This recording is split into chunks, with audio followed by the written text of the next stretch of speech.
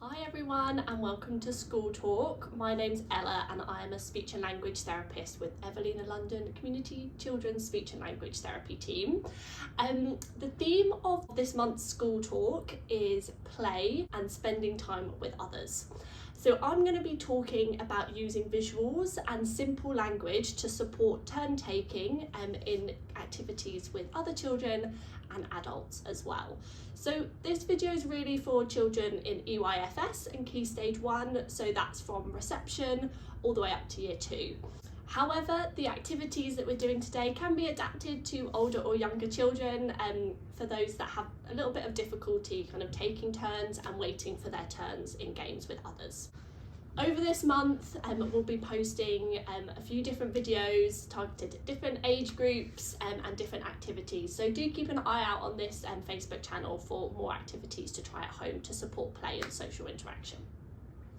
The activity that we're going to be doing today is creating a simple visual that you can use at home to support with that turn taking and waiting for turns in activities.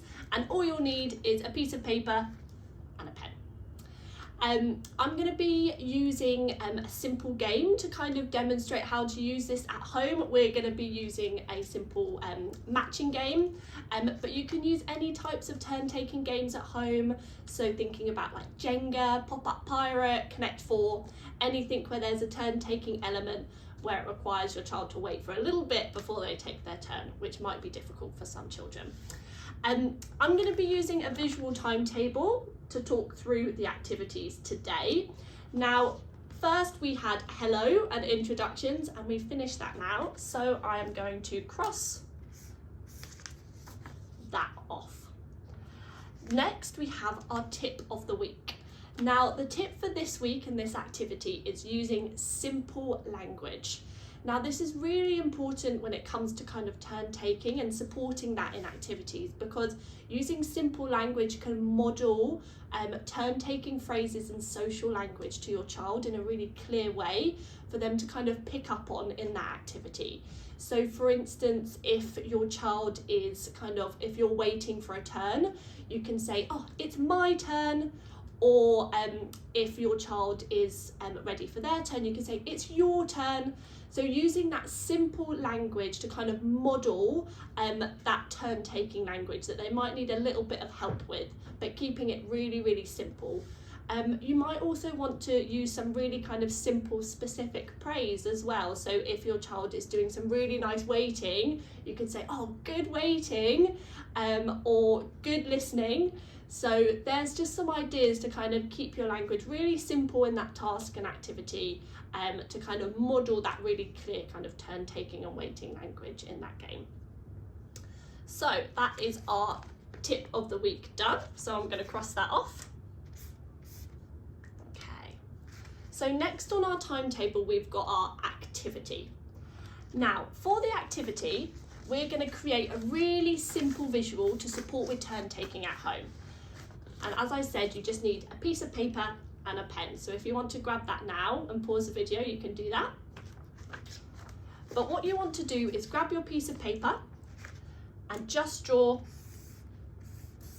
a really simple arrow. Now you might want to kind of involve your child a little bit in this. You might want to decorate it, use some glitter, fancy pens, and just to make it a little bit more personalised and fun and make it a bit of an activity and make it a bit more motivating for them to kind of create it and draw this. But all you want is a simple arrow to kind of support that turn taking. Using a really simple visual can just help children to understand and know whose turn it is, who might be coming next, to reduce any of that anxiety or frustration when they're waiting for their turn. So what we're going to do is we're going to kind of model using this in a few different ways in a simple matching activity. And I'm going to have a volunteer to help me model this in the video. So I have my colleague Vix here, who's going to help me demonstrate how to use that simple visual to support turn taking in an activity. And we're going to be using a really simple matching pairs game. So I'm going to pop these down here. Really good waiting, Vix. I'm going to shuffle these up a little bit. Okay, now I have an arrow here And this will show us whose turn it is. So whoever the arrow is pointing to, that means it's their turn. So I'm going to put this on the floor. Now, who's the arrow pointing to now, Vix? Me. Okay, so whose turn is it? My turn. Okay, great. Do you want to have a go?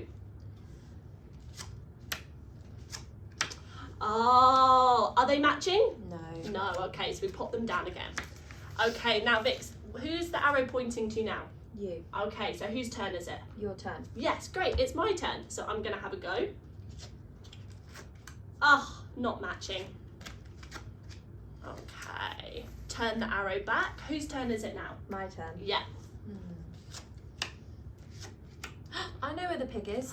Oh, okay. Now, how many did we turn over? 2. Okay, and how many can we turn over in our turn? 2. Okay, so I think that's your turn finished. Okay. Good waiting now though. And who's the arrow pointing to? You. Okay. Are they matching? A match! Oh, okay, I'll keep these.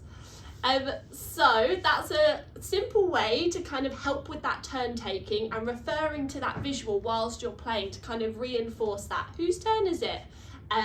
So that they can understand a little bit more about whose turn it is to go, and also reduce any of that anxiety kind of waiting for their turn, because they'll see that arrow and they'll know that they're next as well.